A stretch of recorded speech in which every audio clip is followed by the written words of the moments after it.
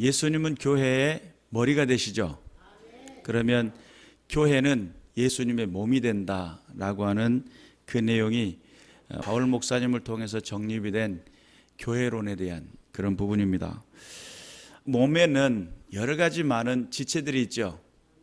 손도 달려 있고 또 안에 장기들도 있고 또 밑에 다리도 달려 있고 또 여러 가지 많은 지체들이 있는데 이 몸뚱아리가 건강하면 건강한 사람, 그렇죠.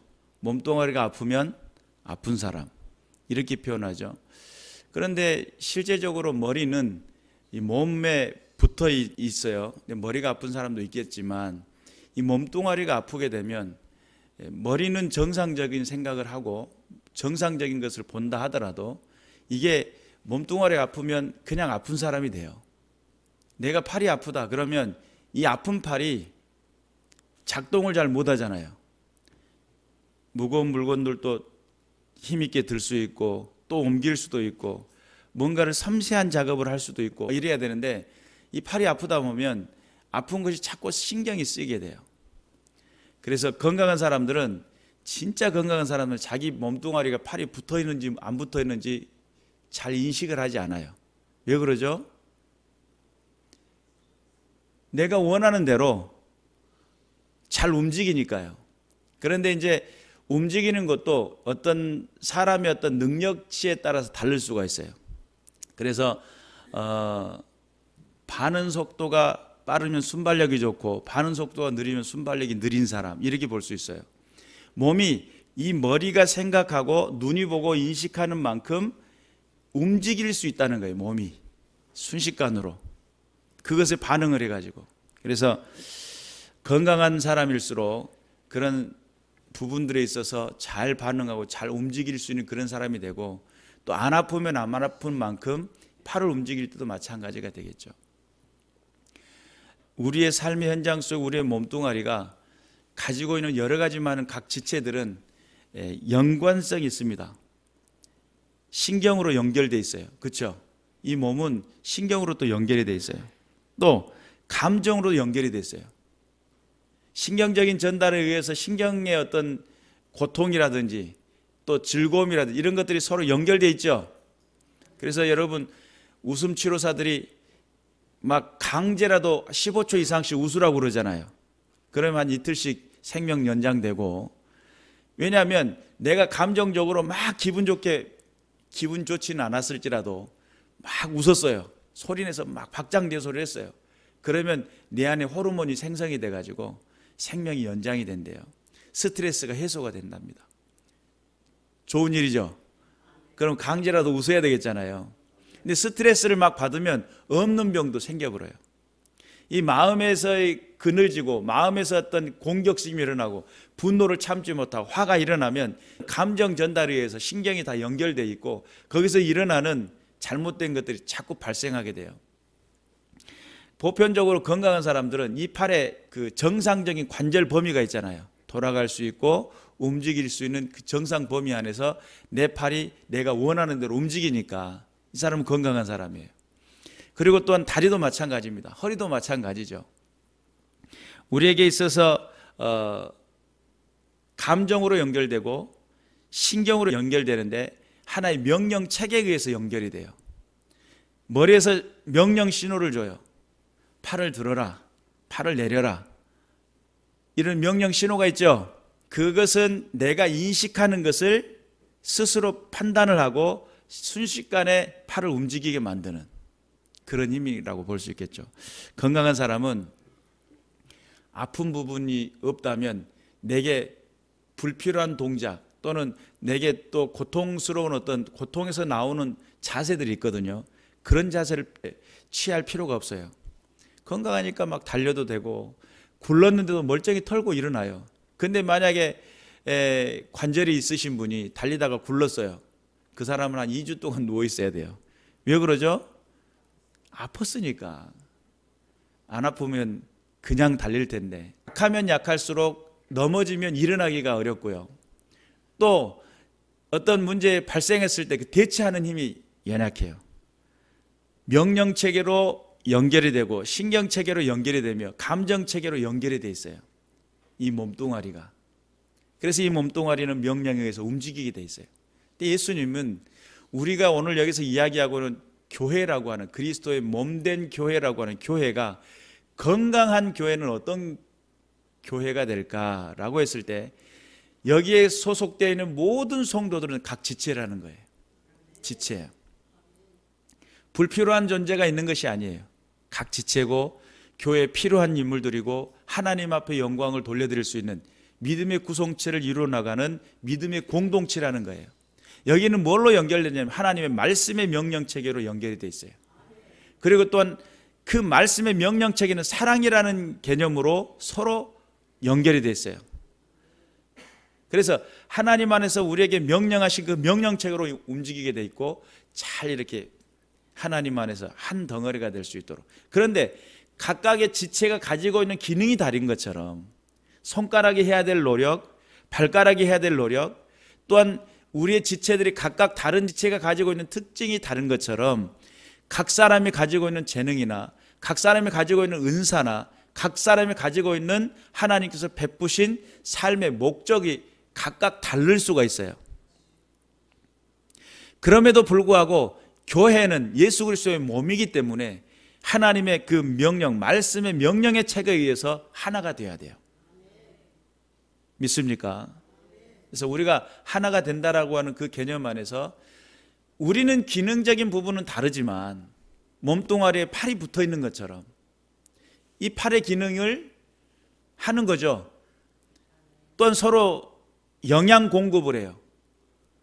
주둥아리가 지가 뭘 했다고 저는 먹기만 하고 앉아있어.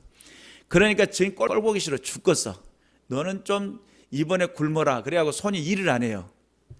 예를 들자면 그래가지고 집어넣어줘야 되는데 주둥아리가 저는 먹으면서 여기다 막 고춧가루 붙이고 국물 흘려가지고 더러워서 못 먹었네. 너는 좀 이번에 좀 굶어라. 그래가지고 밥을 안 줬다고 가정을 해봅시다. 그럼 어떻게 되겠어요? 몸 전체가 약해져요. 그러죠? 얘는 지가 스스로 뭔가를 할 수 있는 것은 아닌데 열심히 씹어서 해가지고 삼켜가지고 넘겨주면 또 안에서 또 다른 작용을 하겠죠. 그리고 그것이 하나의 영양으로 공급이 되고 에너지로 공급이 되며 삶을 윤택하게 만드는, 그래서 팔뚝에 힘이 생기고 팔이 힘이 생기는 거예요. 그런데 그 개념을 잘 이해를 못하면 요게 보기 싫으니까, 이게 보기 싫다고 이게 일을 하지 않기 시작하니까 결국은 서로의 연결이 돼 있어요. 서로 연관성이 있어요.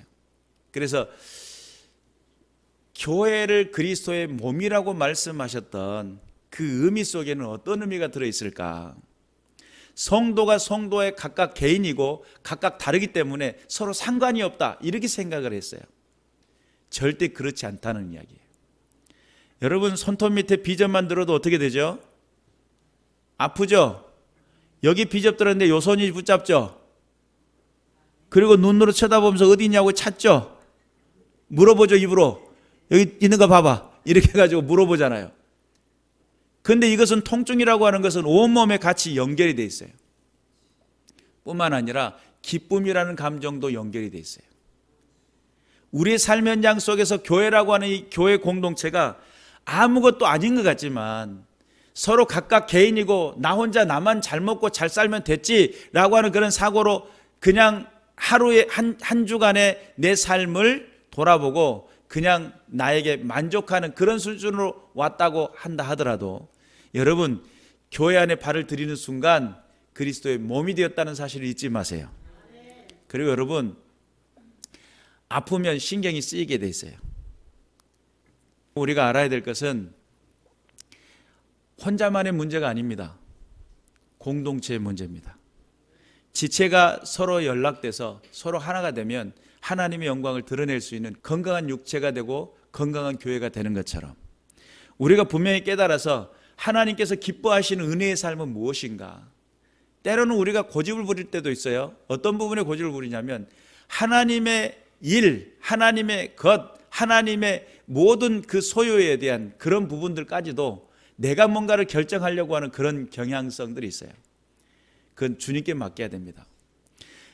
우리가 하나님의 그 명령 체계 안에서 주님의 부르심의 그 은혜 안에 내가 부르심을 받았다고 한다면 여러분 쓰잘데기 없는 일을 가지고 괜히 거기다가 목적을 두고 괜히 거기다 힘을 쓰다 보면 안 들어도 될 것, 안 맞아도 될 것, 안 당해도 될 일들이 당할 수 있고 맞을 수 있고 들을 수 있는 상황이 돼요. 주께서 원하시고 기뻐하시는 은혜 가운데 교회라고 하는 이 지체가 하나가 되고 그리고 잘 움직이는 건강한 교회가 되려고 한다면 명령체계에 정확하게 빨리빨리 움직여야 되겠죠.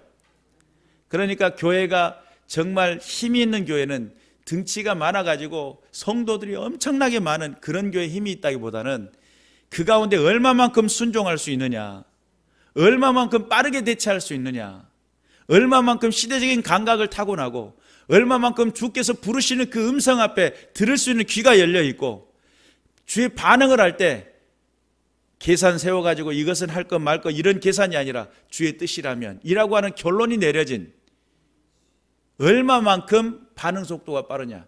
그러면 이 사람은 국가대표가 될 수도 있어요. 이 교회는 만약에 순종이 정확히 되고 하나님 말씀 앞에 바로 움직일 수 있는 교회가 된다면 그 교회는 국가대표가 될 수 있다니까요. 대한민국을 대표하는 국가대표가 될 수 있어요. 우리가 건강이라고 하는 것은 그런 겁니다. 여러분 건강이라고 하는 부분에 있어서 근육을 길러낸다고 열심히 운동을 하는데 운동만 해갖고는 또 안 되죠. 너무 땡겨만 가지고 안 돼요. 이게 수축과 이완이 반복을 해가지고 늘려주기도 해야 돼요. 그래서 스트레칭을 반드시 하라고 그래요. 교회는 하나님의 말씀으로 말씀 안에서 내게 운영이 돼야 되고 하나님 안에서 주께서 원하신 그 뜻을 향해서 목적을 세울 줄 아는, 그래서 교회는 말씀으로 그 명령 안에 순종할 수 있는 지체들이 있을 때 건강해지는 겁니다. 말씀에 따르지 않고 불순종하고 자기 뜻대로 살고 자기 원하는 대로 사는 사람들이 많아지면 많아질수록 그 교회는 아픈 교회야. 아파 있는 교회예요. 교회가 아파 있는 교회들은 제대로 안 움직이겠죠. 잘 안 움직일 거 아닙니까? 순종하지 않을 거 아닙니까? 말씀이 외쳐지는데 그 말씀에 반응하지 않을 거 아닙니까? 믿음을 이야기하고 있는데 믿음과는 상관없이 내 사정을 이야기하고 하나님의 나라를 이야기하고 있는데 내 형편을 이야기하고 이런 것들이 자꾸 인간적인 생각들이 자꾸 튀어나올 거 아닙니까? 그러면 그 교회는 아파 있는 교회예요. 하나님 안에서 믿음이 통용이 되고 하나님 안에서 말씀이 통용이 되며 하나님께서 원하시고 기뻐하시는 그 뜻에 순종할 줄 알고 주께서 원하시고 기뻐하시는 그 명령을 따라 하나님, 주님 제가 여기 있습니다 라고 할 수 있는, 듣고 반응할 수 있는 사람, 이런 사람들이 많으면 많을수록 그 교회는 건강한 교회예요. 몸이 아파 보신 분들은 알아요. 아파가지고 제대로 활동이 안 되신 분들일수록 알아요. 그리고는 소원을 하죠. 무슨 소망을 갖죠? 좀 안 아팠으면 좋겠다. 이런 소망을 갖죠. 조금 빨리 나았으면 좋겠다. 이런 소망을 갖잖아요. 목회자는 무슨 소망을 가질 것 같아요? 성도가 바른 신앙을 가졌으면 좋겠다. 바른 믿음을 가졌으면 좋겠다. 그렇게 이야기하겠죠. 기도할 때도 그런 기도하겠죠. 하나님 안에서 예배드리며 삽시다. 예배에 대한 믿음을 갖고 예배에 대한 열심을 갖고 나오는 성도들을 기대하겠죠. 앞에 있는 목사가 그런 기대를 갖는다면 하나님은 어떠시겠냐 말이에요. 하나님은 어떤 마음이시겠어요?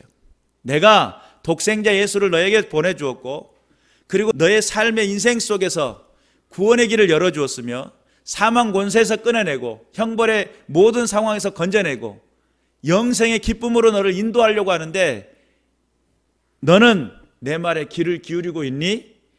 자, 함께 가자 라고 하는 그 외침을 이야기할 때 듣고 예, 주님 제 마음이 바뀌기를 원합니다. 여러분, 내가 예수 그리스도의 몸된 교회라고 하는 것이 결정되는 그 순간 우리는 인생의 목적과 삶의 이유가 달라져야 돼요. 믿습니까? 과거에는 세상에서 죄악된 길에서, 멸망의 길에서, 사망의 길에서, 저주의 형편에서, 영원한 지옥에서 벗어날 수 없었던 난데 영원한 하나님 나라가 있고 주님의 명령과 그 말씀이 있으며 하나님께서 원하시는 그 은혜의 자리로 나를 부르시고 계신다. 인생이 달라져야 돼요. 사고적인 생각적인 가치 기준이 달라져야 돼요. 내 삶의 목적이 달라져야 돼요. 여러분 달라지셨습니까? 하나님 앞에 나가는 믿음이라고 하는 그 믿음 속에는 어떤 것들이 들어있으며 내가 행해야 될 그 믿음은 도대체 무엇일까? 예를 들자면 이런 겁니다. 팔이 내 어깨에 붙어 있는데 이 팔이 나는 이 몸뚱아리를 위해서 일하고 싶지 않아. 그럼 어떻게 돼요? 손마른 자가 되는 거예요. 일하기 싫으니 여기 붙어 있어야지 그냥. 다리가 있는데 이 다리가 나는 저기를 가고 싶은데 가자 그랬더니 다리가 말을 듣기 싫어해. 그런 사람들은 게으르다고 그러죠.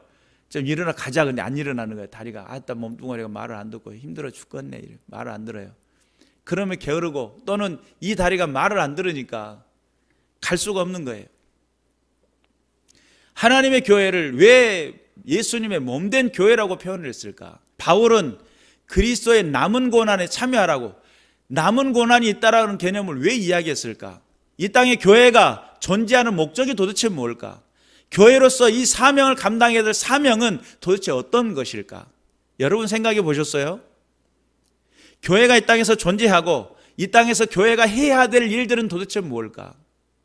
이런 것들이 정립이 안 되니까 하나님의 전에 나와가지고 종교생활과 같은 삶을 사는 겁니다. 한 번의 그 만족감, 안 드리면 좀 찝찝하고 드리고 나니까 좀 위안 받는 것 같고 이런 느낌으로다가 인생을 사는 겁니다. 왜 이 땅에 교회를 하나님은 만드셨고 예수 그리스도를 통해서 왜 교회를 하나님께서는 이 교회를 통해서 하실 목적과 계획이 뭐냐 라고 하는 분명한 이유를 알아야 돼요.